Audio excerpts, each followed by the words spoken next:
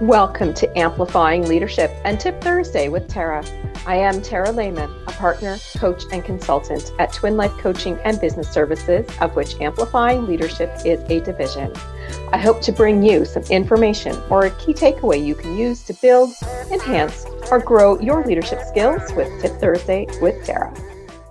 What makes a one-on-one conversation great with one of your team members? Lots. And I absolutely love one-on-one conversations with team members, especially when they are regularly scheduled. So I want to talk a little bit about that today. If you're not doing one-on-one conversations with your employees, I highly suggest you do it. If you have a lot of employees, this might be once a month for 30 minutes. If you have a handful of employees, or maybe you're a smaller organization, you may want to do a one-on-one weekly, depending on everybody's roles. But these are a powerful tool in your leadership toolkit. Trust me.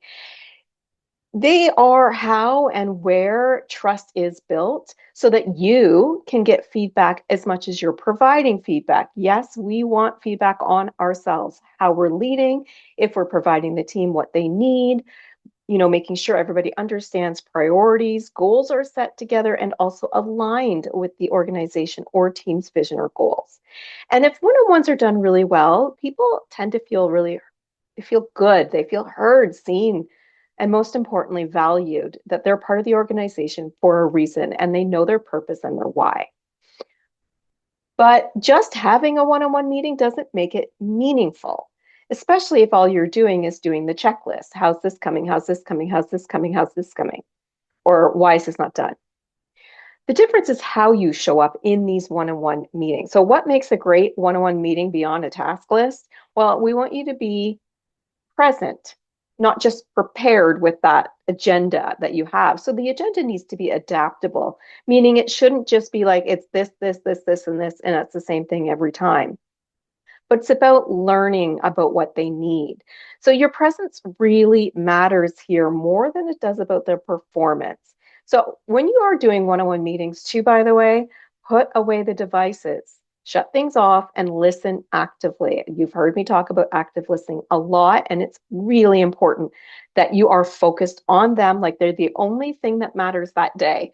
Be part of that conversation. So do not multitask. Do not say, oh, hold on a second because someone's phoning you. No, but everything on D&D, unless do not disturb, unless you're expecting that most urgent phone call from your doctor or something, and then you let them know that that might happen. We want that person to know that they are valued and we want to hear from them. We need to make space in the agenda, which is why I call it an adaptable agenda, for things that are relationship builders or for things that are about them. So, for example, it's not just about updates on things, but maybe you ask questions such as, so what's on your mind today? Or what went really well this week? I love starting with wins. We should celebrate more wins than we do, whether they be small or large. So what's going well is a great way to find out how they're doing and celebrating a win of any kind. Then you could ask questions such as what challenges or roadblocks are actually stopping you from achieving your goals so that you can actually look at that with them and not just say, oh, you haven't met it yet? Okay, we'll follow up next week. You can brainstorm ideas to help break down those barriers. You could also ask questions such as, so what improvements do you see that I could make as your leader? Or what improvements do you feel we could make for process ABC or for the team?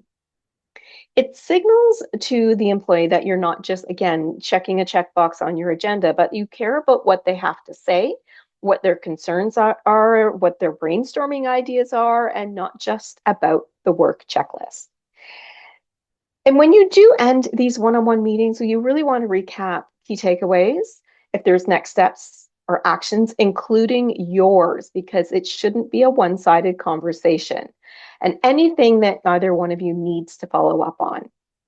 It does help you both actually walk away feeling really aligned and not just being, again, that checkbox.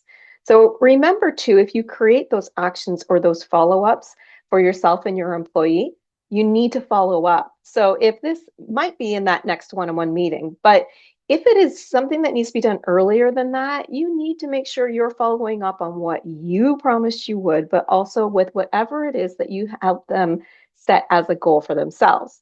You need to do these things together. keep those actions as promised. So just a quick story. I once did have a leader who did, when they had one-on-one conversations with me, always started with an awesome question, which I love. And it is, how are you doing really? And at first it feels uncomfortable because if you don't have a trust factor, you just want to be very polite and say, oh, I'm doing fine. But the piece here that really changes the question is the really part of it. Over time, I understood that they really did want to know how I was actually doing. So was I stressed? Was I happy? Did I see roadblocks? Did I want a new career move? Did I feel stuck? And that then made me feel much more value beyond the task list, and understood too that there was a bit of a career conversation because I loved to do new things all the time. And it also allows people to address overload of work, which in my case, at more than one point in my career, I had huge overloads of work. And so it was really great to be able to talk to this person through what was going on. So considering everything I just mentioned, I want you to have a challenge as per normal for this week. So if you don't already have one-on-one meetings with your team members, I want you to consider setting them up and just making sure it's not just about the task list. If you already have that, I want you to consider what is one small change that you can make to improve those one-on-ones. Anything. Maybe if you don't ask, if they have any safety ideas, you start asking, is there any safety concerns? Maybe that's your improvement. Again, we're looking at what they need in order to feel safe at work, whether that be ergonomics in the office, psychological safety, or physical safety. If this resonated with you, this tip, I would love to hear your thoughts on it, and we can keep that conversation going. You can also join us in my brand new leadership community with leaders of all levels for leaders of all levels, where we dive into topics like this and have conversations and share thoughts every week. It's a space now that is being used to grow, reflect, and connect with other leaders who are doing just the same hard work as you with the heart that you have. It is brand new.